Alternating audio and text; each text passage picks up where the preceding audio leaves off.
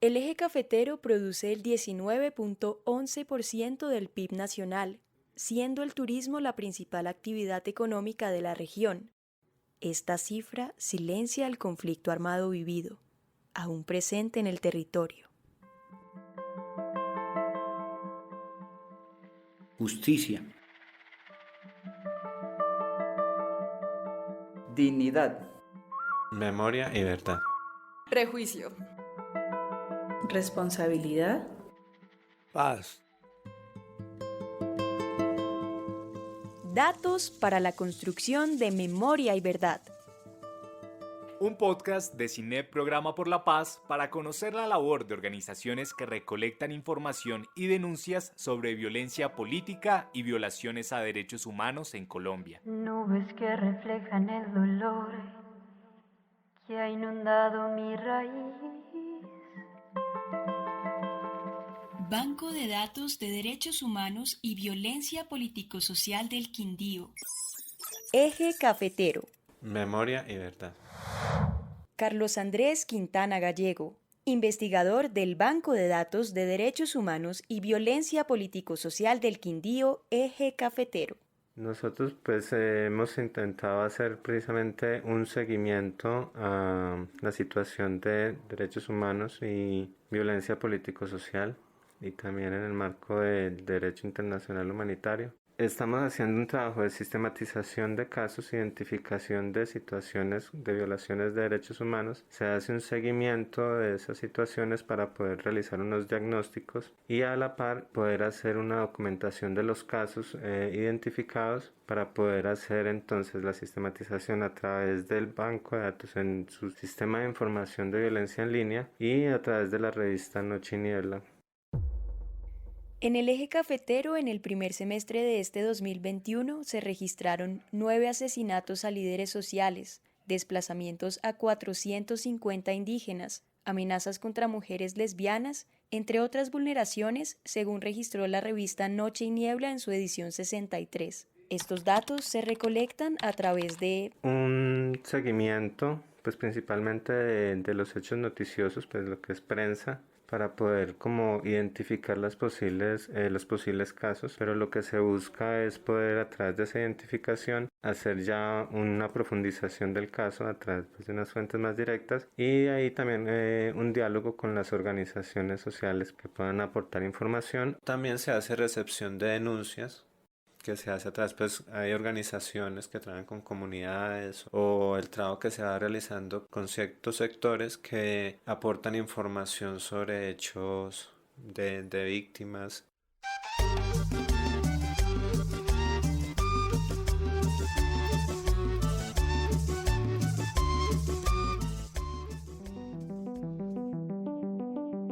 Yo considero que hay como una especie de burbuja que se crea en torno a lo que fue el territorio en términos del impacto, digamos, del conflicto armado en el eje cafetero. La idea de que acá no pasó, o que acá no hubo conflicto armado, o que el impacto del conflicto armado fue menor.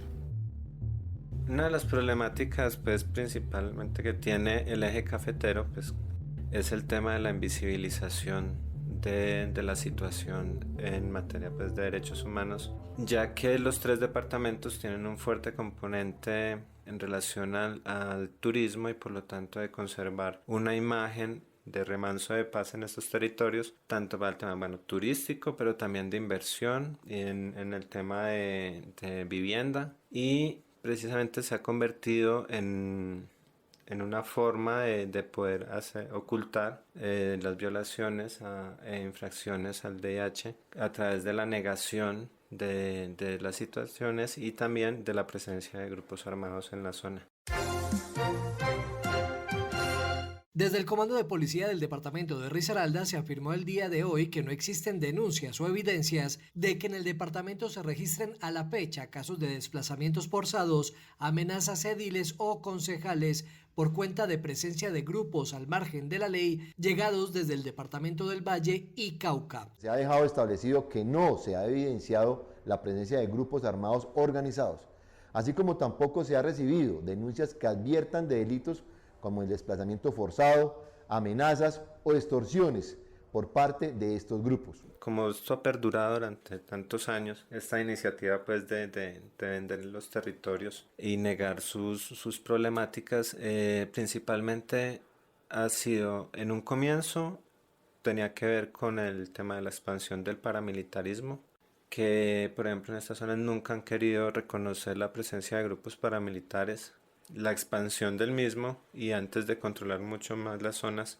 entonces se han convertido en grupos mucho más poderosos, con más presencia y más poder y control territorial, político y económico, lo cual ha traído un montón, innumerables casos de asesinatos, de desplazamientos, de reclutamiento forzado, que no son, digamos, no tienen el seguimiento y no tienen la atención por parte de las autoridades, pues precisamente por no responder oportunamente a las denuncias de esta clase de actividades de los grupos.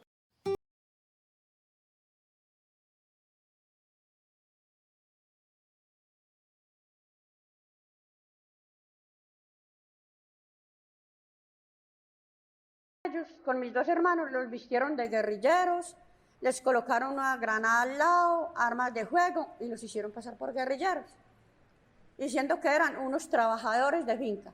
Cuando se empezaron las denuncias de falsos positivos, también lo que se hizo fue negar ante todo de que el ejército, sobre todo la 8ª Brigada, que comprende los 3 departamentos, tuviera relación alguna con falsos positivos, cuando desde el 2007 comenzamos a documentar en el Quindío 56 casos de estos hechos por parte del ejército, 20 y algo en Risaralda, y en Caldas creo que eran más de 40, pero entonces lo que se intentaba era siempre negar de que esta clase de situaciones ocurrieran, y solamente muchos años después, sobre todo con el tema ahorita de la Comisión de la Verdad de la JEP, que vino y documentó otra de los casos, ya se reconoce que sí ocurrieron esas situaciones pues en los 3 departamentos. La Jurisdicción Especial para la Paz estima que 235 de las 6.402 ejecuciones extrajudiciales se cometieron en el eje cafetero. Eso ha pasado, digamos, frente a muchas situaciones, incluso de asesinatos selectivos, de persecución a líderes sociales, el tema de amenazas, el tema de desplazamiento. Básicamente no existen, las desvirtúan por decir de que allá los grupos no hacen presencia. En Quinchía, la Policía de Risaralda, Batallón San Mateo y Secretaría de Gobierno Departamental asistieron al Comité de Seguridad realizado por la Alcaldía de ese municipio tras el informe de la Defensoría del Pueblo, donde se alerta sobre la posible presencia de grupos armados ilegales que estarían reagrupándose en esa zona. Sí, efectivamente ya llevamos 4 alertas cada año. Nos hace una alerta en el municipio de Quinchía. Y el municipio de Quinchía hace unos años sí vivió mucho problema de orden público, pero a partir del 2006 que tuvimos la oportunidad de vertebrar todo el grupo delincuencial EPL en colaboración con el Ejército Nacional y la Policía Nacional, y un pequeño conato el 2016. De ahí para arriba el municipio de Quinchía ha vivido en completa paz, tranquilidad. Nos podemos desplazar libremente por cualquiera de las veredas o corregimientos de nuestro municipio.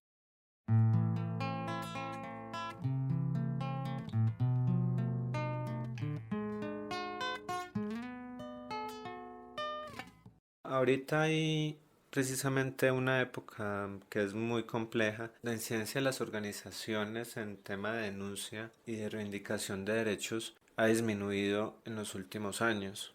Lo que sí hace urgente dentro del proceso de sistematización es que al no haber una coordinación entre organizaciones, entre no haber un diálogo entre las mismas, se ha vuelto muy sectaria las luchas, y urge precisamente dentro de este proceso de que se empiecen a crear como espacios de interacción y de diálogo entre organizaciones, pero también de capacitación y de empoderamiento, digamos, dentro del desarrollo de nuevas estrategias de lucha, cómo se exige y cómo se comienzan los procesos de denuncia en materia legal, en materia también de memoria, en el tema de cómo se construyen otra vez a partir de procesos conjuntos entre organizaciones, esa idea de territorio en el cual pues precisamente ellos puedan confluir y aportar desde sus diferentes miradas una construcción integral de los contextos.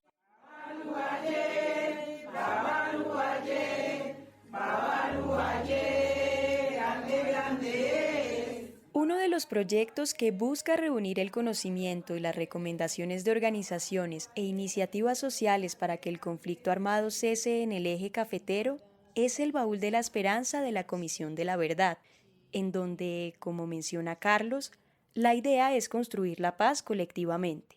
En este último tiempo también ha habido un nuevo resurgir de otros procesos, pues son procesos juveniles que están girando en el tema ambiental, en el tema de género, en el tema pues, estudiantil, pero es esperanzador en la medida en que se está abriendo un camino otra vez de participación del área civil, de las comunidades también, y se ha mermado un poquito el miedo de empezar a luchar por sus derechos. Yo soy la esperanza, yo soy la verdad, yo no tengo dueños, yo soy libertad. Le agradecemos a la Comisión de la Verdad por los audios y canciones suministradas y a Carlos Quintana, del Banco de Datos de Derechos Humanos del Quindío. Yo soy la verdad.